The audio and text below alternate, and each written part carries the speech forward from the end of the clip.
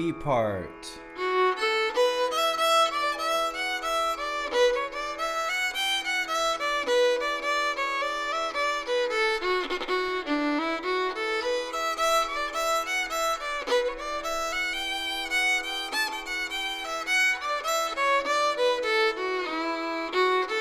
Starting over.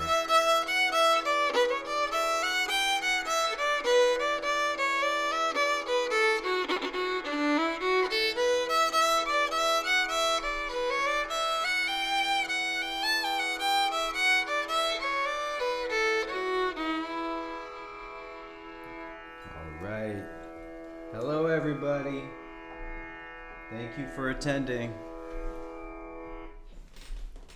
Good to be with you all again. Pulling up the video part. Hey, I'm back in San Francisco. I see that you are all various points around the world. Let's just see where you're at. I know Frank from Portugal is here, Tom, John from Austin, Kathy from Oregon. Hey, Kathy. Let's see. Oop. Bob, Hank, Terry, Eileen, Lydia the Fiddler. Eileen's from London. Lydia's from Phoenix. Mary Flaherty from New York. Johnny's Kitchen. What's cooking, Johnny? From Eau Claire. Tara. Hi, Tara. Marilyn, Marcus, Peggy, John Schneider, Mary Reed. Oh, this is awesome. Bettina. All right. Nadine, Cindy McKenzie, Richard Helliger, Sarah Bradford. Hello all to all. All right. So I wanted to start by not only thanking you for coming, but for asking questions and I feel like we're helping each other during these sessions because I'm trying to teach note reading in a way that makes a lot of sense and that will make it less intimidating and that just makes it clear. And so anyway, I want to thank you because already the questions that people submitted before starting this, I already saw ways that the course could be improved, the note reading for fiddlers course. I already saw some big things that I forgot to even explain. So I just want to say continued thanks to you all for taking part. And normally I like to start these sessions with sort of some opening teaching or whatever, but I'm going to start with actually a question from Frank's fiddle and then get into some things that I had prepared and then get into some other questions. And I'm going to pause to ask you folks who are here questions as we go. All right. So Frank's fiddle, his name is also Mike. And I think his grandfather's name was Frank, and that's why he's called Frank's Fiddle on here. But he asked a really good question, and it's not really a specific question about note reading. It's about the basic question is why do we do it? You know, and I'm going to read you his question. He says, in reality, how much fiddling is done from music? I think he means written music. And how much simply by ear or just having fun? He goes on to say, I like the idea of learning to read sheet music and to just pick up some sheet music and play from it. But as a fairly mature 61 novice fiddler, am I going to just divert my time and enthusiasm into something that is just a nice to know? In reality, how much fiddling is done from sheet music? So this is a good question. And to summarize the question, it's like, do I really need to know sheet music if I'm doing fiddle music? And I'm just going to say the simple answer is no. You don't absolutely need to know this. In fact, it's a lot more important to be able to play by ear. And so, in fact, that's why in Fiddlehed, I really try to get people to play. Ever since I've been teaching, even way before Fiddlehed, just get people to play something, be able to play before even attempting to read sheet music. Now I'm at a point where with my in-person students, I don't even mention the idea of reading sheet music until they can actually play a lot of tunes, like 20, 30 tunes. They can play some scales. They can play, they're almost an intermediate level student. And because I just want them to be really grounded in their playing because it's less of a distraction. But so let's get back to Frank's Fiddles question. And I have some more thoughts on like, why should we learn to read sheet music? Well, it will really allow you to expand what you know. So on Fiddlehed, as you know, I'm just gonna kind of switch to the screen view now, if you don't mind. So there's a tune I was playing in the beginning, and somebody else had a question about that. So we're gonna kind of come back to this tune a few times. But so now I'm just gonna be checking to make sure that this is visible to you guys. So this is the Fiddlehed page for Angeline the Baker, and so actually let me pull back. A reason that you would want to learn sheet music is that like this is this is well laid out for a beginner. There's little chunks of material, and then there's the full tabs.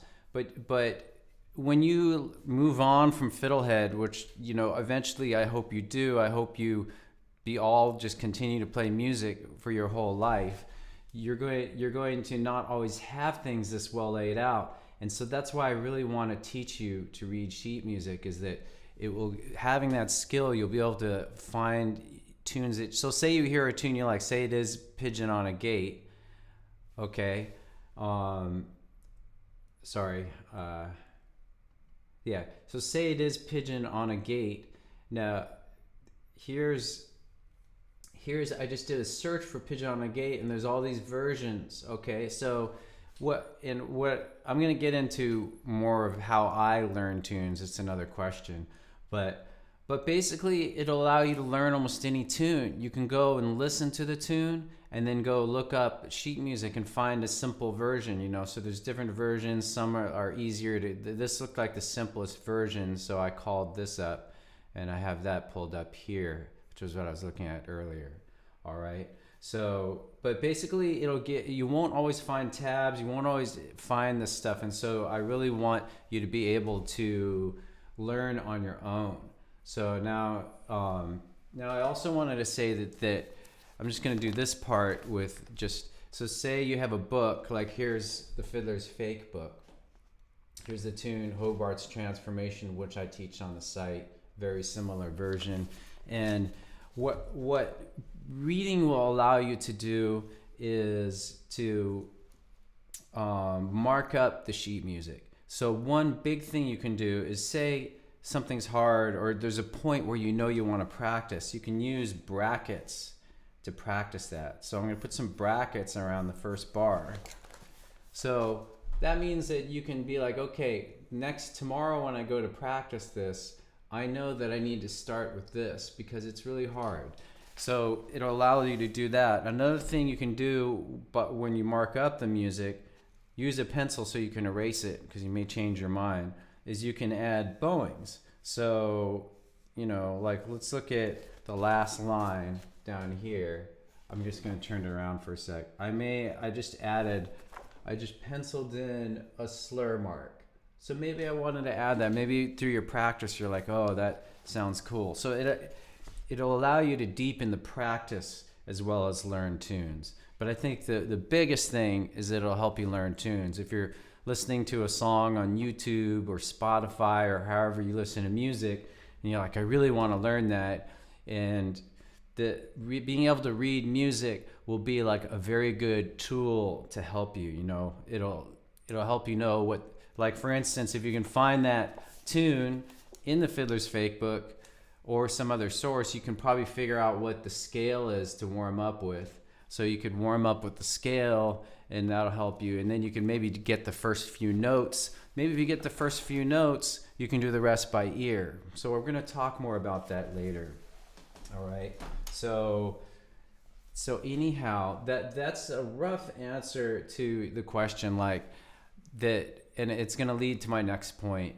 But basically, you don't have to do this, but it can really help you if you're already on your way, if you're already on your fiddle journey. Then this could be a really good tool. All right. So forgive me because I'm a little spread out all over the place. I'm just because I'm sharing the screen now. That it's a little bit more technically advanced, and I'm learning how to do this. So anyhow, I want to move on to the next point, which is not a question that was asked. It's just something that I mentioned in the newsletter, and I want you all to kind of take this one big message home about note reading, about sheet music. And that's, if you're struggling, if you're intimidated by it in the moment, let's say you're trying to learn it and you're really getting frustrated, just let it go for that moment and return to just playing. This will be a big help for you, is to like let your brain slowly, organically learn this stuff.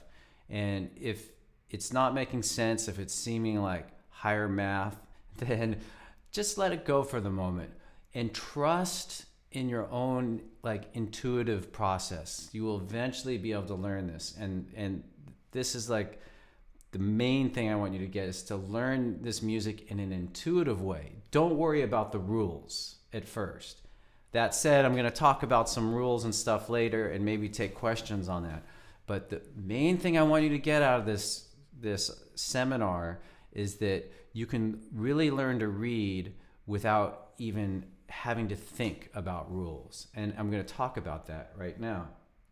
So the basic idea is something I call intuitive note reading. And all it means is that you learn how to play something, maybe using tabs or listening or however you learn it. And then you read it, and then you go between reading it and playing it. So I'm going to switch to the Angeline the Baker page. Okay. So, and part of this philosophy is that you do not learn, let's go back down to the whole tune. Do not learn the whole song at once. That's extremely intimidating if you've never read before. You'll just get frustrated, I think. What you do is you take advantage of the Fiddlehed system of small chunks. And if you have some other teacher or learning system and you can do the same thing as long as you learn in chunks and learn to read in small pieces. So down here is where my cursor is the whole first quarter. And that sounds like, I'll just play it real quick. So starting D1.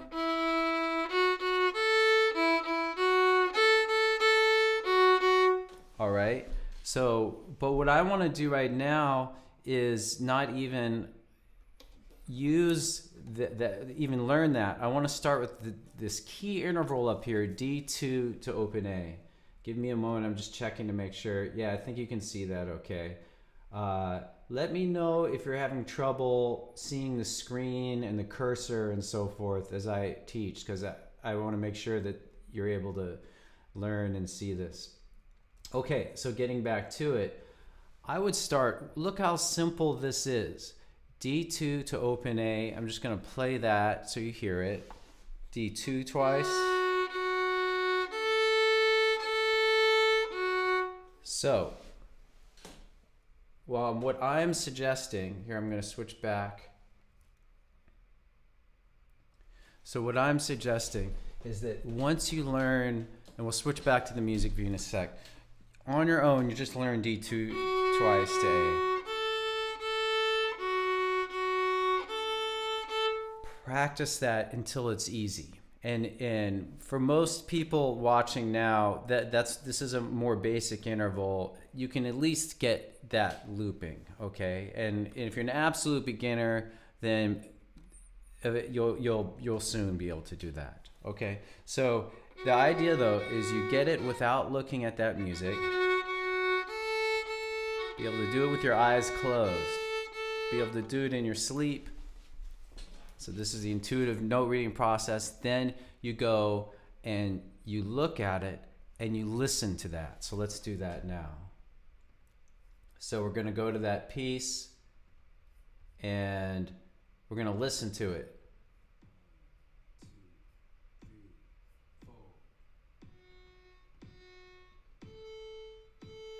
And as you listen to it, follow it with your eyes.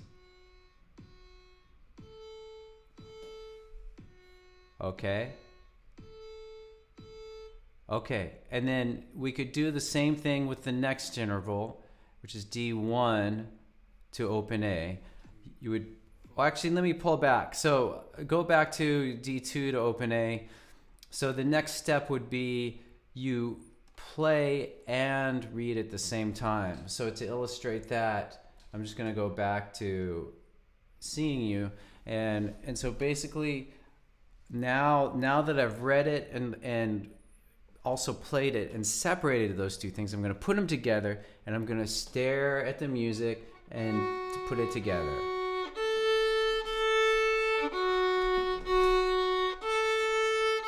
And I'm reading as I do that. I hope this makes sense, okay?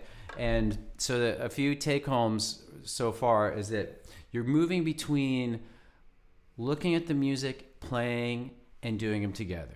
Those three steps are key to this intuitive note reading process. The other big thing to remember about intuitive note reading is that you want to do small chunks, okay? So you don't want to do the whole tune. So anyway, I think I've said all that. Sorry if I'm being repetitive. I'm just going to do a little bit more talking on intuitive note reading and then take some questions on it. So, okay. So now that you've done that prep, we can do a more challenging piece will be the whole first quarter. And you would just do the same steps.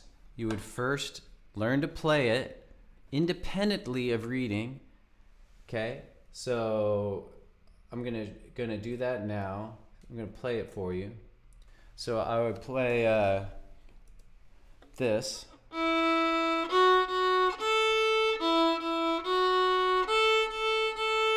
And then do it a few times.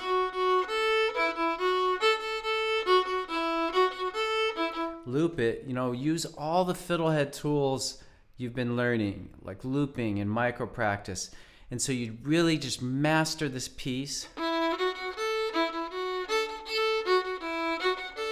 Then you go, and we're going to return to the screen view. And you just listen to it. 1, 2, 3, 4.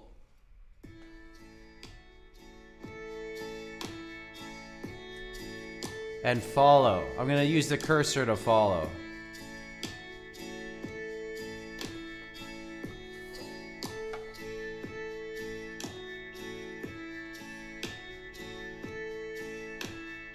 Sorry. So you just listen and follow.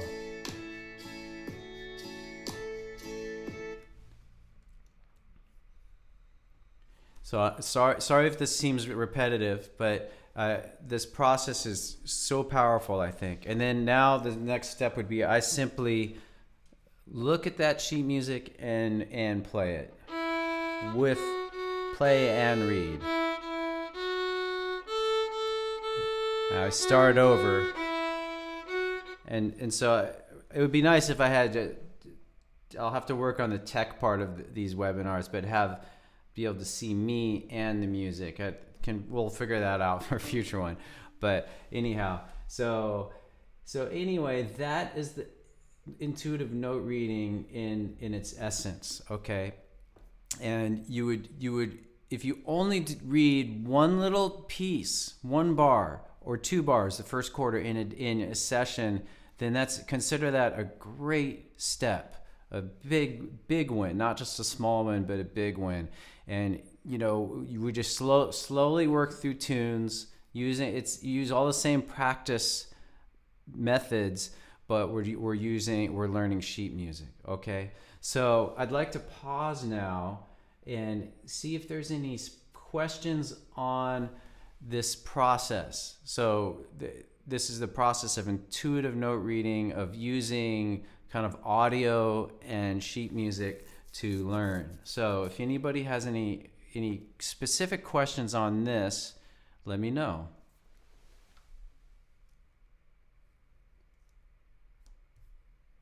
Okay, so let's see. I'm gonna move on to my next thing, unless it doesn't look like there's any questions. So okay, moving on.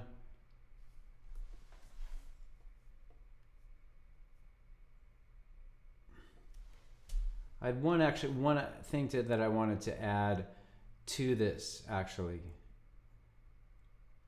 which is that another tool you can use to help get this and get sheet music reading is audiation. So once you learn that piece,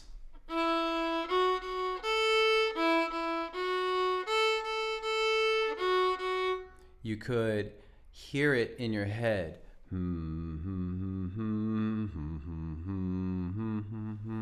That's going to help a lot to remember it. Okay, so anyhow, alrighty. Well, it looks like there's, okay, Kim Harris, after a student can play by ear several tunes, which notes do you teach first after the open strings? Okay. If you can play in the ear. Oh yeah, so that's a good question. Okay, that leads kind of to my another. So Kim Harris asked, after a student can play by ear several tunes, which notes do you teach after the open strings? All right, so that's going to lead to my next point, which is the notes on the staff. Okay, so good question, Kim, thanks. And so basically we start by learning, I actually teach, instead of all the open strings, I teach the notes on the D string first, and I get you to read them. And I might just go to that now. I might just go to that lesson now. Stand by, folks, stand by. Okay, so here we are in the note reading for Fiddlers course, and I'm just gonna show you the outline. And what I usually do is I teach the notes on the D string, and then we kind of work through, we just do a bunch of exercises with it. So the simple process for learning to read these notes is you first learn the note names. Okay, so I'm gonna switch back to my view. So you would learn the notes on the D string. D. You play the note name game. E, F sharp, and G. And so you can kind of play that game in different ways. You can say like D, E, F sharp, G. Play them all, or you can play little parts of melodies, like Mary Had a Little Lamb. And eventually you can kind of say and play the notes at the same time. F sharp, E, D, E, F sharp. So that'll help you with the next step. I'm going to switch to looking at the music, in which we learn what the notes look like. And so you basically play these notes, and then you look at them, you play them, and you kind of keep going between it. And then the next step would be just doing a lot of very simple exercises. So all the exercises in this lesson, which is reading notes on the D string, all these exercises are only 4 notes. So they start off really easy. Like this number 1 exercise is just 4 times on each note. D 4 times, then E, then F sharp, then D, G. All right. So I'm still answering Kim's question in the order to learn the notes. There's different philosophies and approaches. I'm just saying what mine is that we learn the notes on the D string, and then we'll learn them on the A string, then on the G string, then on the E string. Okay? So thanks, Kim, for your question. And now I'm going to move on to a question I kind of had, or a point that I wanted to make, which is talking about something very basic that I want to make sure that makes sense to you guys. So it just was, I was reading some of the questions that were submitted, and one thing that maybe I didn't make clear enough is that how the staff works. So here's the staff, okay? And that's these 5 lines. And so the big point I want to make is that when things are lower on the staff, like this D0, they're lower sounding notes. So that's an open D, and notice how it's a lower sounding note. All right, then if we walk up the scale, D, E, F sharp, G, A, B, C sharp, D. We get to that top note, that's a higher sounding note. La versus open D, la. And so the big point I want to make here is that sheet music, though it seems more complicated than tabs at first, it's ultimately easier. Because now look down here, we can just visually, it's very visual, whereas tabs are more math-like, I think. This is visual because it shows you that, like, look, we're going up, right? We're going up. So that's kind of connected to Frank's question earlier, Frank's fiddle, aka Mike. So anyhow, knowing sheet music is, I think, once you get it, better than knowing tabs, and there's different tab systems, just because it's very intuitive and visual. Okay, so that's the basic point I wanted to get across, that where the notes lie on the staff determines whether they're high or low sounding. And so down here we have an A major scale, so that would start open A, and I'm just going to play the notes: A, B, C sharp, D, E, F sharp, G sharp, A. And notice that open A, A0, is lower sounding than E3A. All right. So anyway, so that's kind of how the staff works. Does anybody have any questions on how the staff works? Okay. And I apologize. I want to say that I'm going to be doing some more advanced questions on this, on sheet music. I'm saving those for the end. Okay.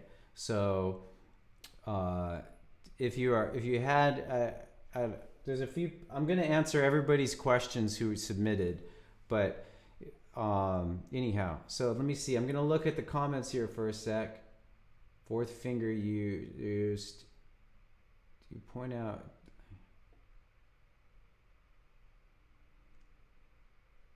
You are not yet naming notes. What is your rationale?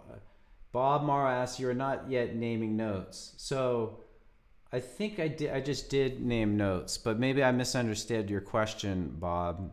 Okay, so banjo weed, I use this methodology all the time, but could you also use the top-down approach, which means you play through the whole piece and then focus on perfecting the different parts? Banjo weed, yes. You could do that, and that's kind of what I do when I learn a tune. Is that it depends how good you are of a sight reader. If you're new to reading, then it may be more difficult for you to read through the whole thing and then read specific parts. Okay, so, but in general, yeah, it's like if I'm learning. Well, I'm gonna just switch to another question that was submitted. So, because it relates to Banjo Weed's question. So, let's see.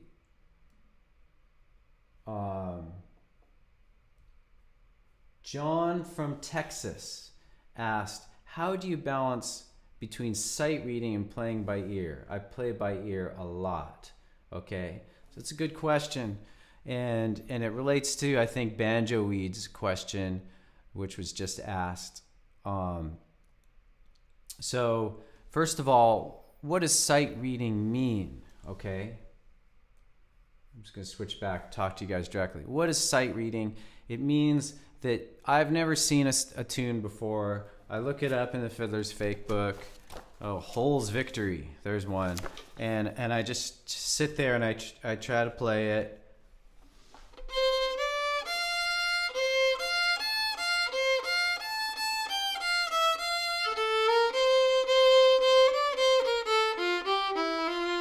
All right. And I think what Banjo Weed was asking was, like, once you sight read it, then do you go through and focus on individual parts?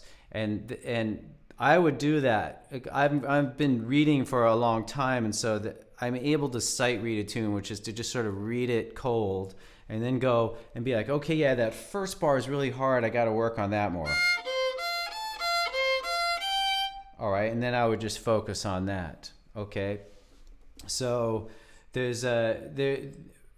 as a beginner, what I really, if you're a beginner and new to reading, I don't even try to sight read a whole tune, is the point. Focus on one bar, maybe even less than a bar, and really get that and use that intuitive process. Once you figure it out, there'll be a lot of thinking that's going to happen, but once you get a single bar, or maybe the first two bars, then what you want to do is master the ability to play it. So if I was doing this for Hole's Victory, I would first memorize this. And then I'd do it a few times. And keep doing it. I messed it up.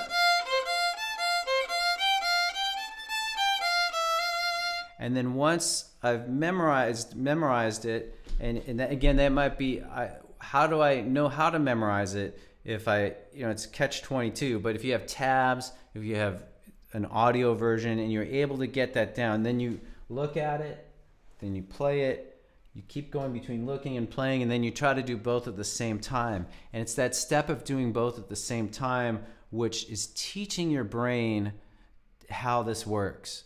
And without even giving it rules, your brain is going to figure this out. Okay? So let's see. John from Texas also asked, So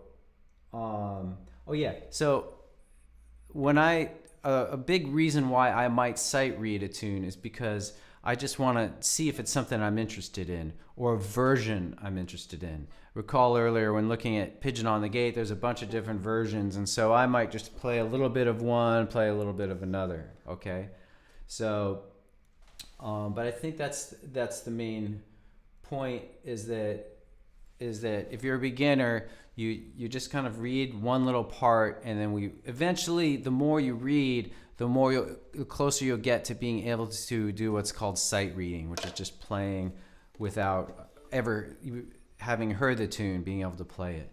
Okay, so anyhow, I'm going to keep moving through some questions, and then I'll take some questions. So let's see. So I want to talk about, well, first let me just look here, see if any of you have any. So the Fiddler's fake book. Okay, there we go.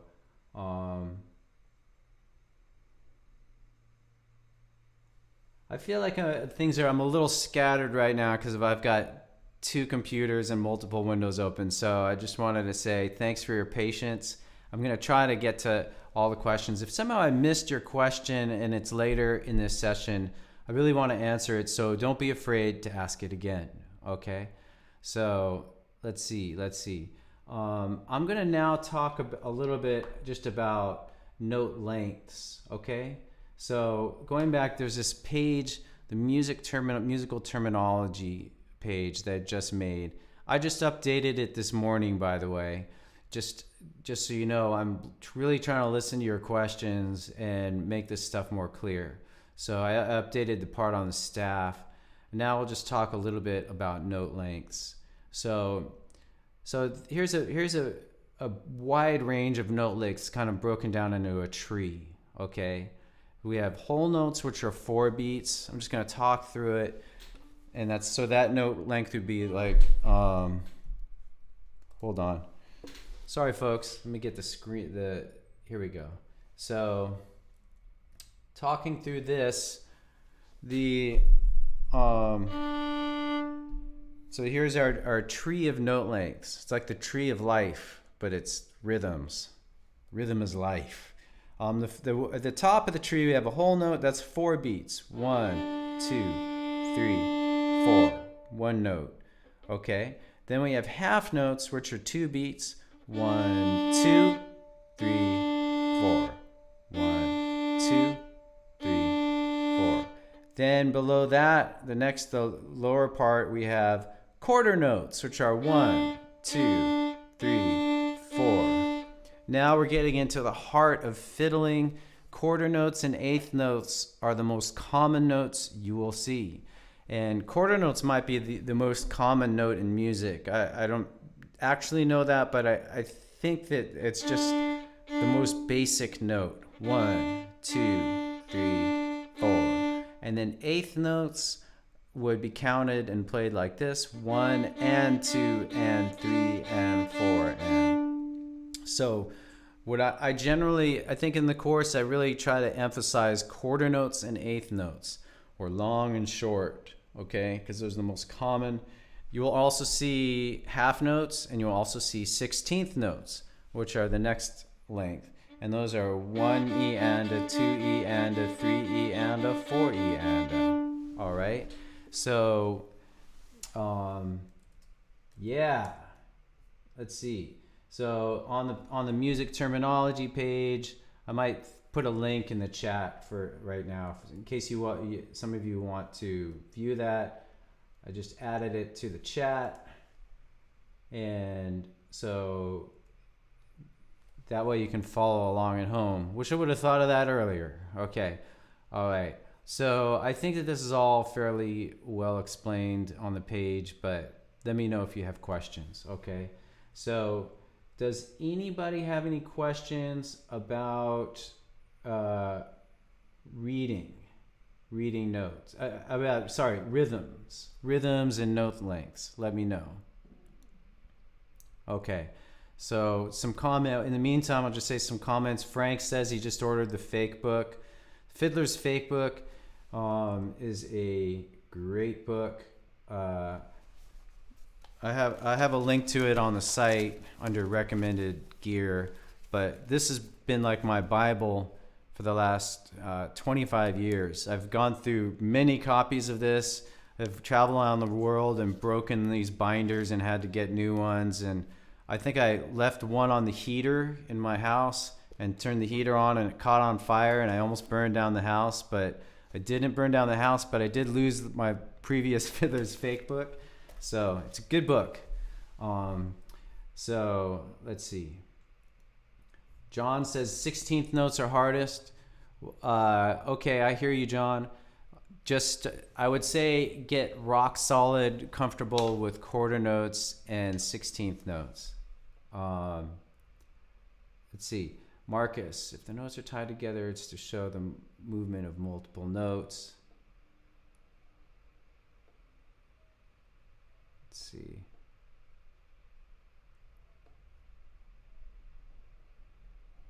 Okay, here's a good question.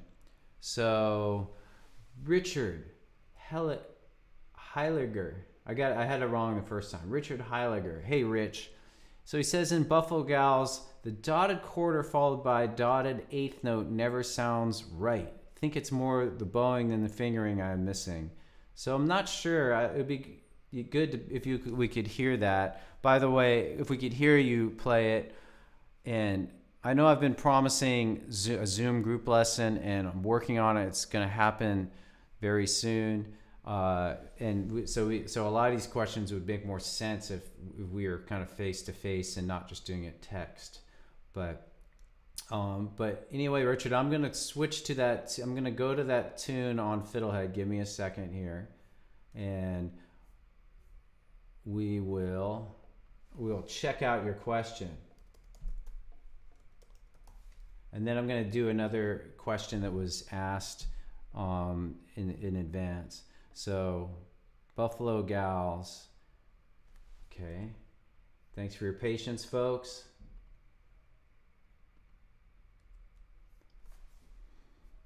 Okay. So here we are on the Buffalo Gals page. And Richard was asking about the dotted quarter note.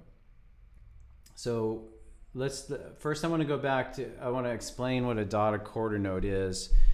And basically when you have a dot added to a note, to the right of the note, I should add, it adds half the note length. So if this is a quarter note, we're going to add an eighth note.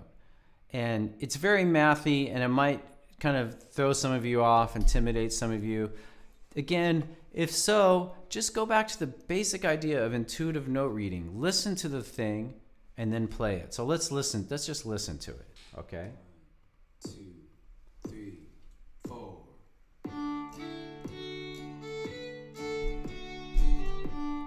So this is a bad example because this doesn't line up perfectly. My apologies. I will fix that. Let's listen to the second quarter.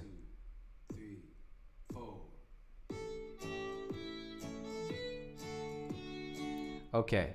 So here we have da da da da da da da. So let me get the volume louder.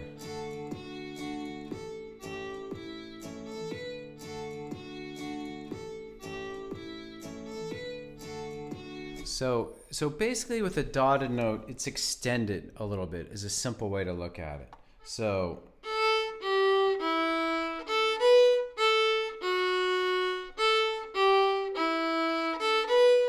I'm on the second quarter. I'm gonna play the first quarter now just because the audio is a little off on it.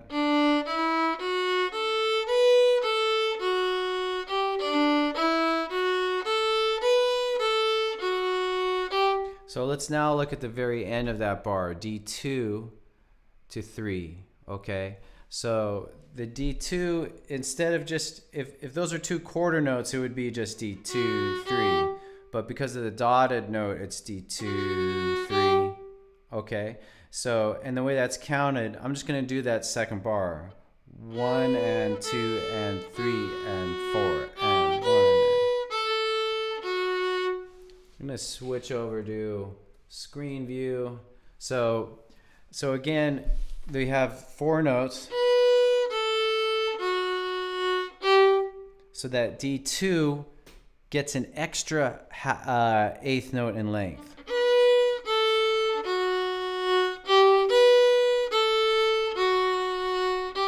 All right, now I'm gonna go back to the music view.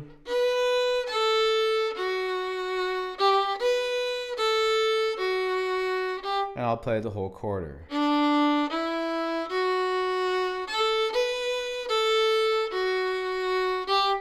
All right, and now I just want to have something written up on dotted notes. Let's see. Dotted notes. This is on the music terminology crash course page. And I kind of lay out how they work. This looks very mathy with these equal signs and stuff. But the one we're in question is the dotted quarter, which is equal to a quarter plus an eighth, as you'll see.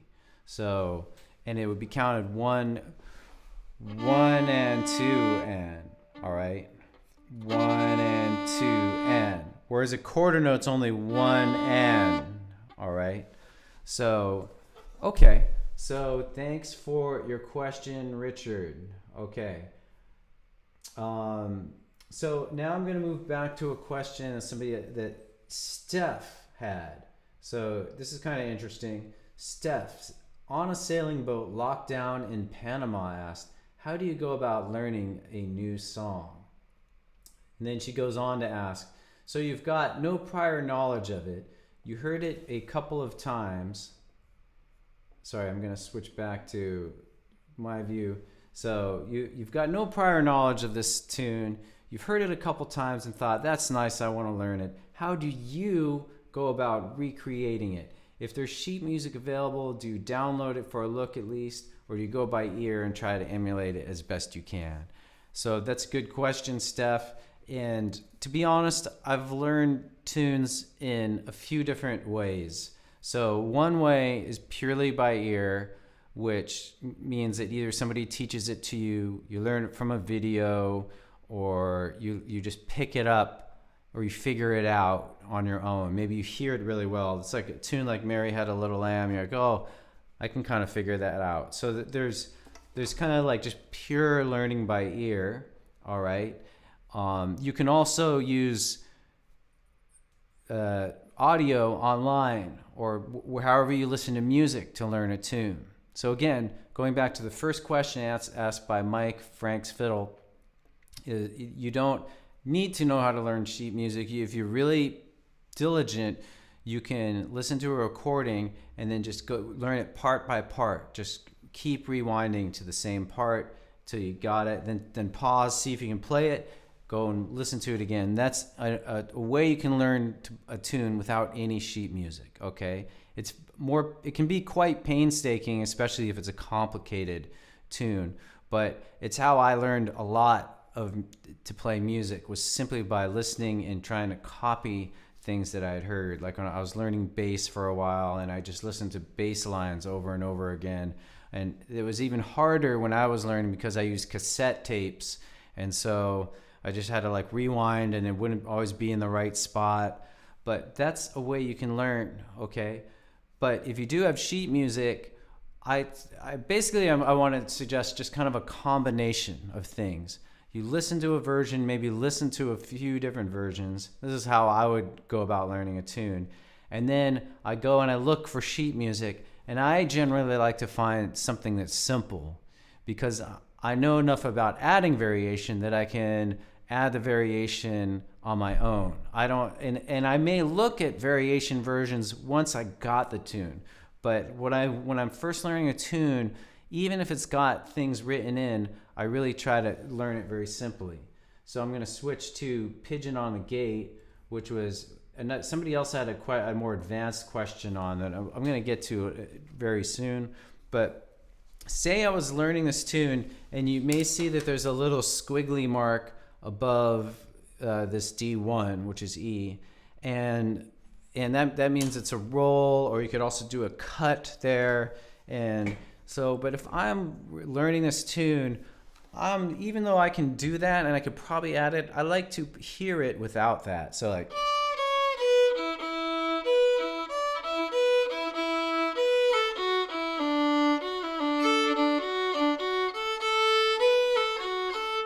so once I get the general sound of the melody, and I'd really like to make the melody simple. I'm always trying to simplify it. Even like these triplets here, like I might even simplify that to something like this. So we're looking at the third bar. So I go where the cursor is. So here's the beginning of it. I would just go, I might take out the middle note of the triplet, which is D1, to simplify it further. Do something like, I'll do that again. Because I think that sometimes these triplets are forms of embellishment. But then once I get the whole thing, I might go and add and try out all the variations. So now let's say I've practiced the basic version a few times. Now I want to experiment with the variations.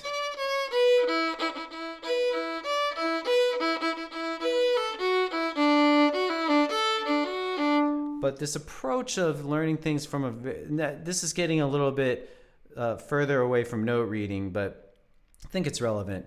And so if you learn something very simply, then it allows you to come up with different things that may not even be suggested in the written music. So maybe I want to do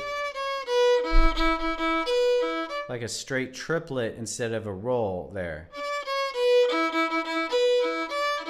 Or maybe I want to do a roll we're on the first bar now. So I'll do that again. And where the cursor is, I'll do a triplet. But maybe I want to try something different, maybe a roll. So, very long-winded answer. Sorry, Steph and folks, but basically, I use a combination of listening to a tune and reading a tune in order to learn it, and then I use a very incremental approach. So this gets to something it's worth mentioning that. So I can sight read a tune, I can play it all the way through, but there's in terms of being able to really play it and play it from memory, I have to do it step by step. Just like when you learn a tune for the first time on Fiddlehed or from your teacher or whatever, I can read it fine, but in order to really learn it and be able to take it with me, add to it, play it with other people, I need to learn it in that step-by-step manner. So I might just loop on the first bar. And then I'll look away from the music, or maybe I might even walk away from the music. I might physically turn away from the music, turn 90 degrees, 180. Maybe I forget a part and I go and I look at the music. Okay, and then I look away and I test my knowledge. And if I only get one quarter or one little piece in a day, maybe that's fine. So, but anyhow, now let's say I've done the whole first quarter.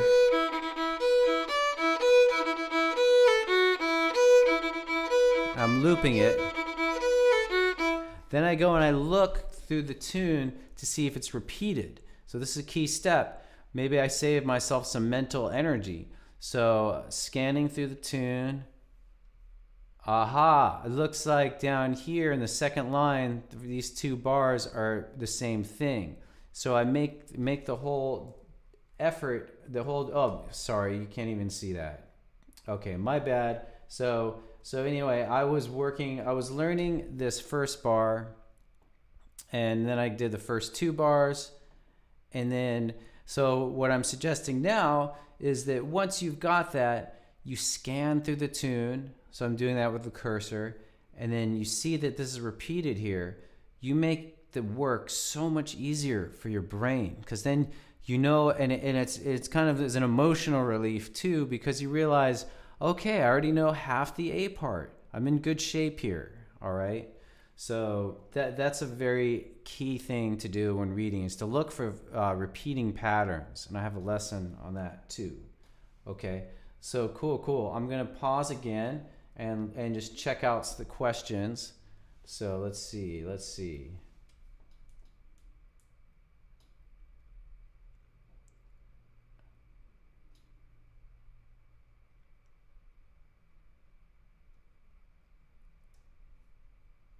Jenny Packin has a comment that Tascam makes a CD player that can change speeds with no change in pitch.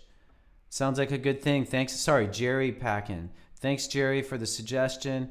And there's also something called the Amazing Slow Downer. I'm going to type it in the chat box too.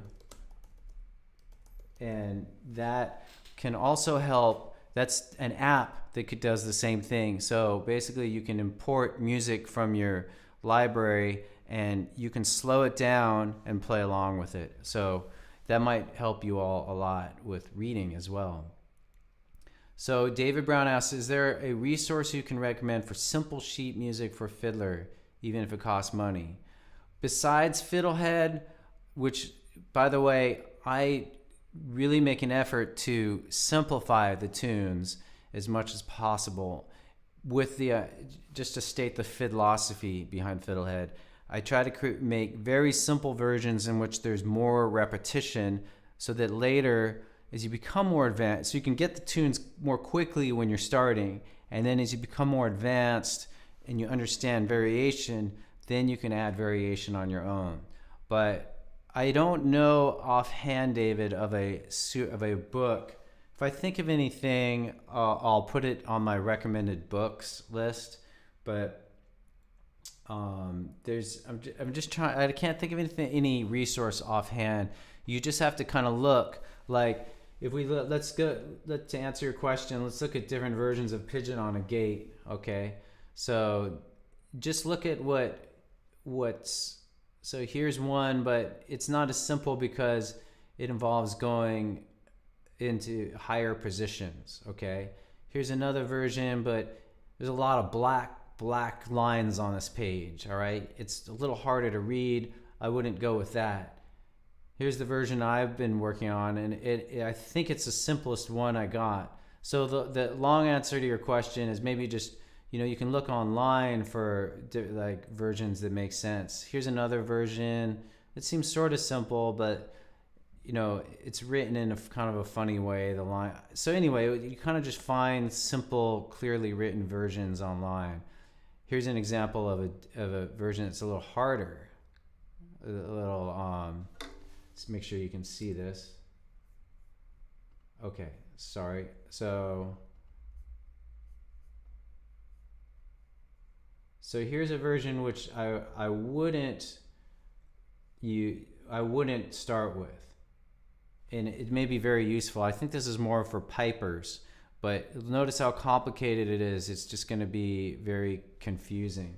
So that's why I picked this simpler version.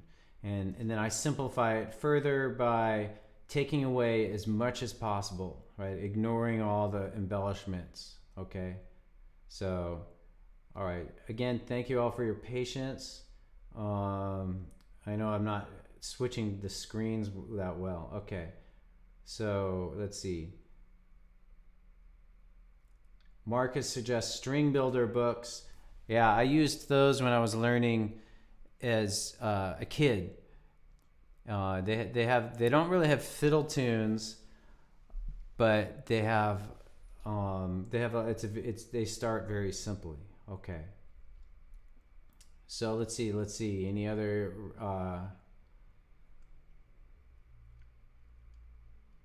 Okay, cool. So I'm gonna move to another question from another user. These next couple of questions I think are slightly more advanced. So thanks for your patience. I'll go and review all the older questions in a minute. But so this next question is Adrian from Seattle asked, how do I count a cut in Scottish fiddle tunes? She says, I'm looking at the first measure of Pigeon on the Gate and I'm completely lost. Happy to send the music to you. So I did not get that from her in time, but I went and looked up this version of Pigeon on the Gate, and I'm just going to talk through it now. So her question is, and I think this will make sense even if you're a beginner, like there's a certain amount of counting that happens within a tune to make it happen. And how is that affected by these expression markings? So let me just back up before answering the advanced question and talk about counting and timing. Let's look at a simple example. So now we're back at Angeline the Baker. All right, so I'm going to talk through a few basic principles about counting. All right, so a majority of tunes in Western music are we count them 1, 2, 3, 4, and we sort of indicate this through 4/4, and that means 4 quarter notes in a bar. And so this box here is a bar. All right, so that means that each one of these boxes has got to add up to 4 counts. So we have, if I'm playing along with the first bar, it's be like 1, 2, 3, 4. And then the second bar would also be 4 counts. 1, 2, 3, 4. All right. So we're always going to have this add up to 4 counts, okay? And then some of you may have done jigs or waltzes, and let's touch on that a little bit. So we're talking about the time signature. That's this thing in the beginning, and it indicates how we count the song, okay? 4/4 can also be written with a C. Usually it's written as 4/4. I like 4/4 better than C because I think C is C stands for confusing. Not really. It stands for common time. All right. So now we look at 3/4 time signature. So that means there's 3 counts per bar. So just following with a cursor, 1, 2, 3, 1, 2, 3, 1, 2, 3, 1, 2, 3. This dotted half note is equal to 3 beats or 3 counts. This half note gets 2 counts, so it'd be like 1, 2, 3. All right. And so an example of a tune like that would be Blackest Crow. Let's just go look at Blackest Crow on the site. Sorry for the fast scrolling.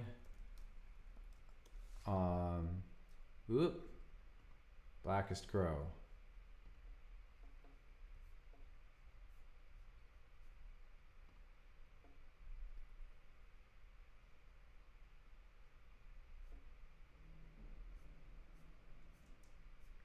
All right, so here's the full sheet music for Blackest Crow. And notice it's 3/4 times. So if I count it, it would be 1, 2, 3, 1, 2, and 3, and 1, 2, and 3, and 1. So it's always 1, 2, 3, and I'll start over. Notice too that when I come in, the pickup note I would land on beat 3 if I'm counting. So 1, 2, 3, 1, 2, and 3, and 1, 2, and 3, and 1, and 2, and 3, 1, 2, 3, 1, and 2, and 3, and 1. All right. So, okay, so now I'm just going to jump back to 6/8 time. And what that means is instead of 3 quarter notes or 4 quarter notes, we have 6/8 notes. So look, 1, 2, 3, 4, 5, 6. And that's how we count 6/8. 1, 2, 3, 4, 5, 6. 1, 2, 3, 4, 5, 6. So this is an exercise from a page on one of the reading rhythm lessons. And that would be this exercise 11 sounds like this. 1, 2, 3, 4, 5, 6. 1, 2, 3, 1, 2, 3. 1, 2, 3, 4, 5, 6. 1, 2, 3, 4, 5, 6. All right. Okay, so that's all just a very brief introduction to time signatures and counting to answer a more advanced question. Some of you may have questions on time signatures. Please write them now, or on timing. I'm going to go back to the more advanced question and then see if there's any follow-up questions on time signatures. So going back to Pigeon on a Gate, Adrian's question is, how do you count these things? And the simplest answer is that you basically do not count these. These are more considered expressions that are added. So you almost pretend like they're not there when it comes to counting, all right? And in fact, anytime you see, like let's look at this more intricate example, these little tiny notes written, just gonna make sure it's visible. These little tiny notes are called grace notes and different forms of embellishments. I teach a lot of this stuff in the Irish Fiddle Journeys course, but these just aren't counted in the bar, okay? So if we add this up, and this is very complicated, I'm sorry, but basically like these are, if we're to really go through and count this, it's not added. This is a time signature called 2/4, and so basically it'd be 1, 1, 1E and 2E and all right. So this adds up to all these bigger notes add up to 2. All right.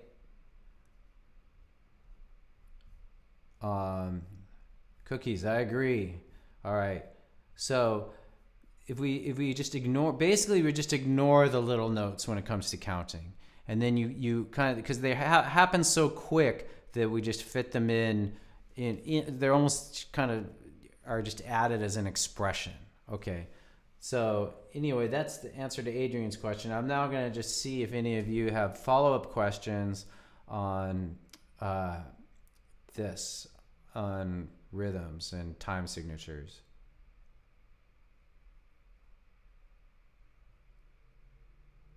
Okay, I don't see any follow-up questions on time signatures. So I have one more question that was submitted in advance, and then I'll take any other questions after that. So this is a relatively advanced question from Joe. Let me see. I'm gonna switch back here. So Joe, hey Joe from Los Angeles, if you're there. I'm in San Francisco, by the way. No, not in Los Angeles. I'm in San Francisco for about a month or so, maybe longer.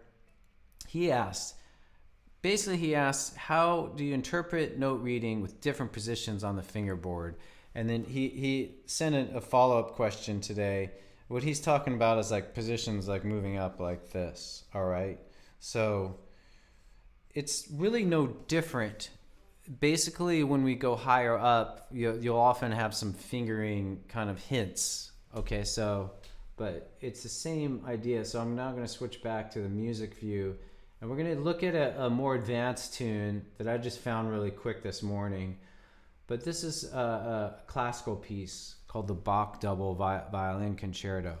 And looking at this bar right here, let me do that again. So this jumps up to, and this is an advanced concept, so sorry to the beginners, but basically this we will move up the neck, okay, to play this. So I'm gonna go to screen view so you can see what I'm talking about. So basically we jump up to something called third position to do that, all right? So that's what's going on the fiddle. If you want to be a real classical musician, you use really cheesy vibrato. By the way, live, you've been asking for vibrato lessons. Thanks for your patience. It's on the way. It's next week going to be filming vibrato, slides, Orange Blossom special, and a bunch of other fun stuff. And hopefully rolling that out in September. Okay, so now we're going to switch back and to looking at this.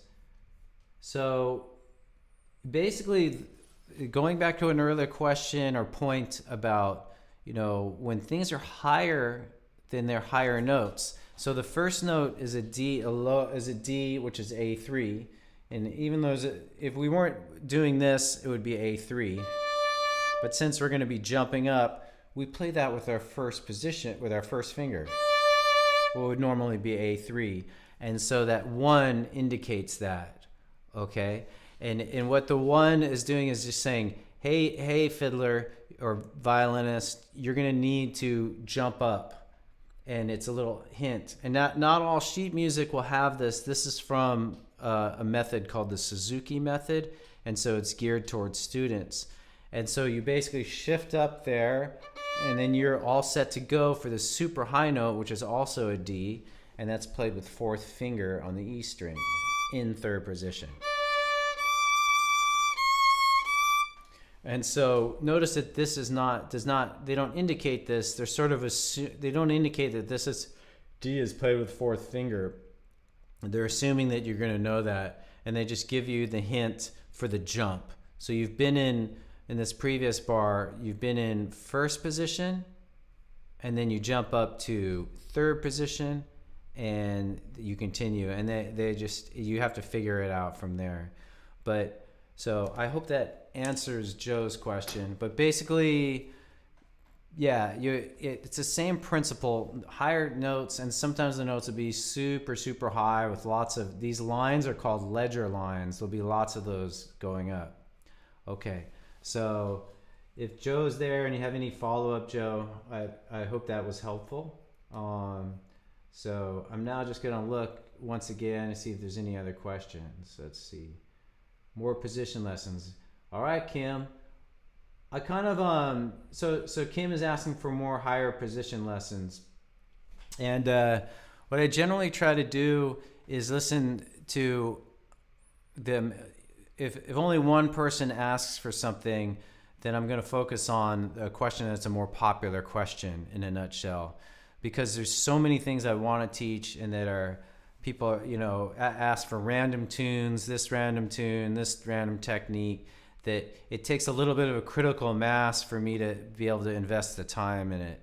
I would like to instantly do that, and maybe there's a way that I can do that more. In fact, as I'm talking this through, Kim, I'm just so you all know, I'm starting to train a fiddle tutor to help lead classes for you guys, and into like kind of Zoom classes and maybe one-on-one lessons, and even to make lessons for you guys so we can answer more of your questions. So like higher position lessons, that's a good idea. I'm going to take a note, and she could maybe make some lessons on that for you, Kim.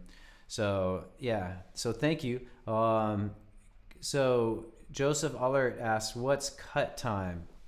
That's a good question, and it's very confusing. And I think that cut time is usually 2/4. I'm actually going to look that up, but cut time I think is usually 2/4, and it's just counted a little differently. No, it's 2/2. So I find that a lot of anyway, for fiddle music, what you'll find mostly is 4/4, and it's basically could be written as cut time or common time or 4/4. You can write the same tune in all these key signatures. And to be honest, Joseph, I don't know exactly why you would write something with cut time, which is 2 half notes, 2/2, when it's basically the same as 4/4, 4/4 notes. But I think it has to do with the way the rhythms are accented, okay? So it's more of a subtle question, subtle reason why. But I think that for the purposes of learning fiddle music, it's a bit confusing and not as needed. If you go deeper into classical music and you may be playing in an orchestra and need to know this, then it might make a difference, okay? So it sounds like, it feels like I'm avoiding your question, but basically cut time is 2/2. It would be counted 1, 2, 1, 2. But it's basically another way of doing 1, 2, 3, 4, 1, 2, 3, 4, 1, 2, 1. Hopefully that makes sense. All right, yeah, that's right, Joseph. It sounds like 4/4 sped up. It's okay.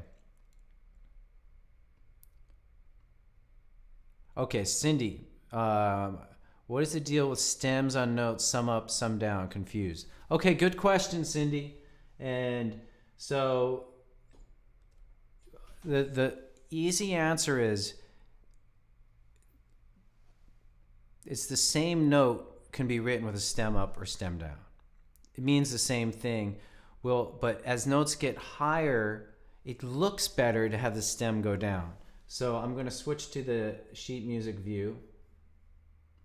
So back to the Bach double, which is a good example. So notice these high notes, the stems go down. It's just from a design perspective looks nicer than having it go up. And it also means that if this note were to go up, if this stem were to go up, it might start to be confused and kind of make it messier and interfere with the line above it. But if it goes down, then it's cleaner. So then these notes, which are lower on the staff, their stems go up because they're lower, all right? And so, I mean, is there anything even lower than that? That seems to be the lowest note in here. Let me look and see. So let's look at Pigeon on the Gate, a simpler example. So these notes are higher, so their stems point down. And then here, this A1, which is B, the stem points up. And this could also point down, and there's certain rules with when they're single, but the gist of it is the higher the notes are, if they're above B, they tend to point down. This one is because it's connected to this lower note, these stems point up. All right. So, and then here's a higher note like this E3 down here in the B part. Its stem will point down. Okay. So Cindy, hopefully that makes sense. Let me know if you have a follow-up question. Okay. Thanks, Holly. Holly says the cut time is mostly for marches, downbeat on every other beat. Okay. So again, that it's good to know about, but it's really played this and counted the same as 4/4. Okay. So, all right. So we're almost done here. It's a little after 1. If anybody has any last minute questions, I'll take them. And yeah, and if you have any, also let me know if you have any ideas or ways that this note reading course could be improved. And I also, if you are trying to learn it, please email me or leave a comment and just say how it's going. Let me know if you are struggling. Don't be afraid to reach out, because I want, it's very valuable for me to hear. If it's hard for you, then I can know that like this is not making sense. Like a lot of my explanations may make sense to me, and then I realize, this is classic teacher problem. You think it makes sense, but you're forgetting that there's something that may be very, very unclear to somebody. So anyhow, Fiddlehed booked it, update in the works. Marcus, no, to be honest, Marcus, no. I know that the book needs to be updated, but I'm actually working a lot on updating the site, trying to get it to run better and be smoother. And so I as much as I want to update the book, I also want to create a book for the Irish fiddle journeys, but it's not happening right at this moment, but it is on the back burner in my mind. All right. Okay, Cindy, I'm glad that makes sense. How do you play the role? Well, that's a little outside. John Norris asks, how do you play the role? And I'll just do it real quick, but it's not really a note reading question. But basically a role is if it's written over, say, D1, like on Pigeon in the Gate, you go up. I'll just talk it through. You go up, you start on the note, up, back, down, and then land on the note. So we add 1, 2, 3, 4 notes to it. There it is, fast. And then slow it down again. So if the roll is over D1, there it is in slow motion. D1, 2, 1, open 1. So just to drive the point home, I'm going to switch to, there it is. Okay, so I didn't realize it was up. So in case you don't know what I was talking about, the first bar of this Pigeon on the Gate has that squiggly line over D1, and that's what a roll is. Now I'll switch back to my view. So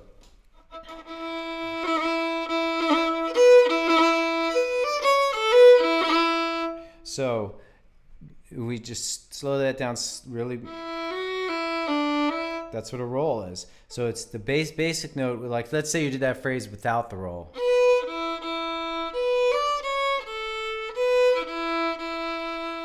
Then you would, with the roll, would be, and then what it is we're adding 1, 2, 1, open to that note.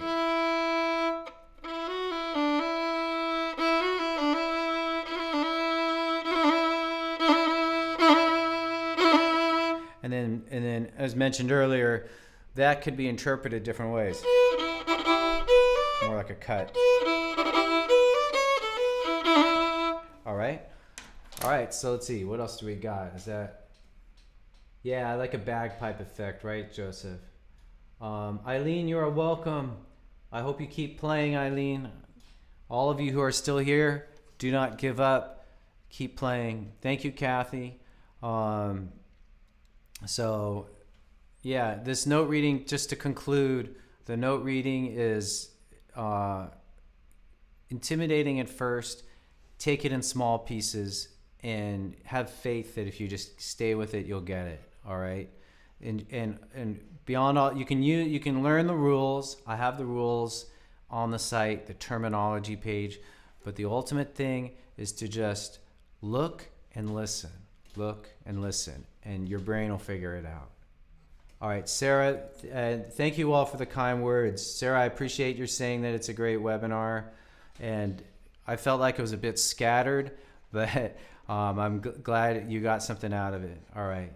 Yeah, be persistent. Don't give up. Okay, thank you all. I'm going to say goodbye, and if you have a question that didn't get answered, please just send it my way, email me, and because